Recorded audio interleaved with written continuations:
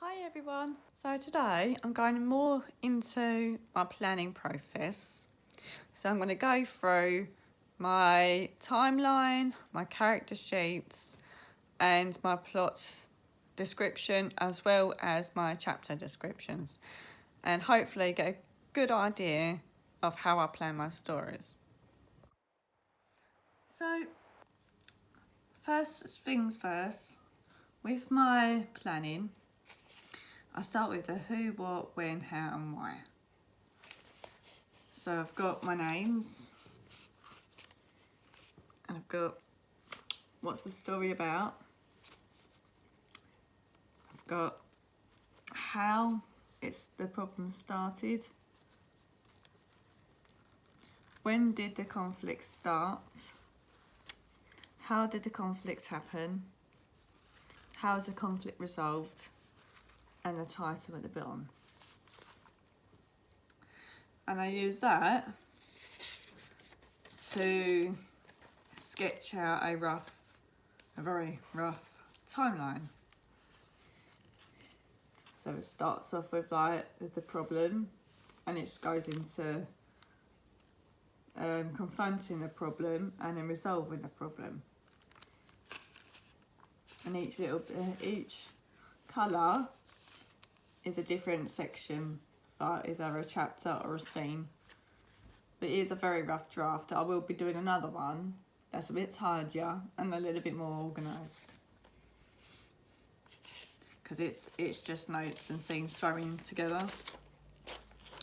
Then I use that timeline to write out my chapter and the scenes descriptions. Get my words out. Chapter and scene descriptions.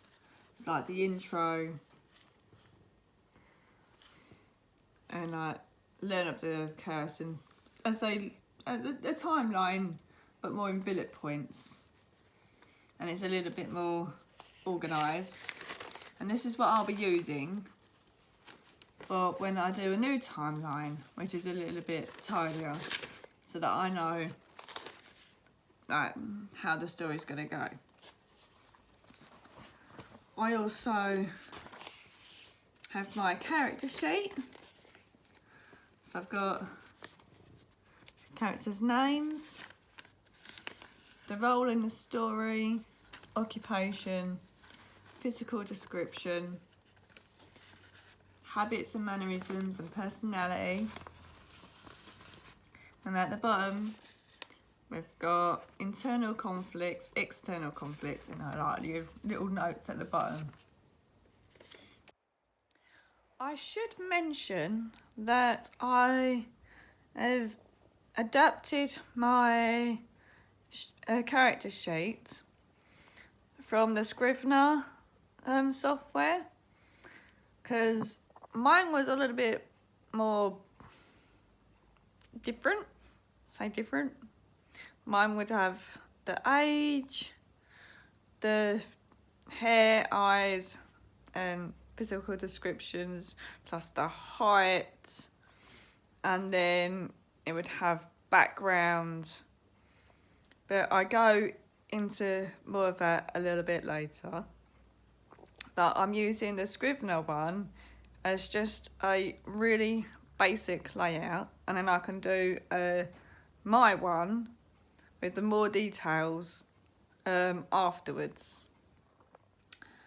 And then I go into do my very rough draft. I call it a rough draft, but say Kate Kavanagh calls it a zero draft, but I call it a rough draft. And I try to go through each section at a time until I'm happy. Hopefully I'm happy with it. And my hair is driving me nuts today. And with any luck, I'm going to take my hair out in a minute.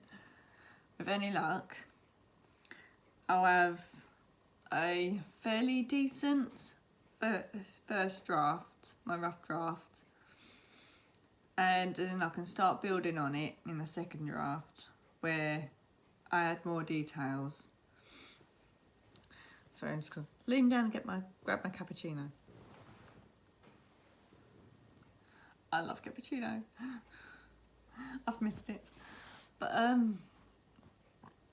yeah, so I'll start working through that, and I'll have my timeline and layout there next to me so that I can use it. And if I've written myself into a corner, then I'll revert back to my challenges and my prompts in the hat. Normally I just have it down on paper and I just tick off when I use it. Or I roll a dice. I roll a dice and see what number it lands on. Or 2 dices if there's more than 10. Yeah, or more than 6. But then I'll use that prompt and the challenge to write myself out of the corner so that my story can go forwards. It'll be at this point where I would take my character sheets that I have done and I would extend on it, and I'll add more detail to like background of the character's history, as well as like different like friends or what had happened in the past or what they're working towards if they had any problems. So instead of just like personality mannerisms, I really can't speak today. Yeah, so instead of just saying like personalities and mannerisms and habits, I would then I would extend on that and build on it and be like a background, so like family background, his background, and his and what he's more of what he's aiming towards as well, to flesh the characters out a little bit more. And then I would put it in with a file, because I have a folder, which I'll show you in a minute. I'll have a folder and I'll put it into the sections so that I've got something to reference to if I need to. And if that don't work, I'll just have a random throwaway nameless person just go over and slap my character in the face, you know, or something fall on them, you know, for just bad timing and mistaken identity, and it moves it forwards. So I'm going to have my cappuccino and set up my laptop. Something else that I mentioned is that I also have a spreadsheet on my computer. So I have my screen, my documents as a split screen.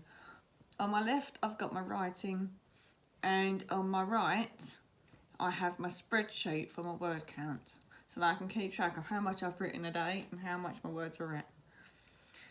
And the folder that I have mentioned previously is in here.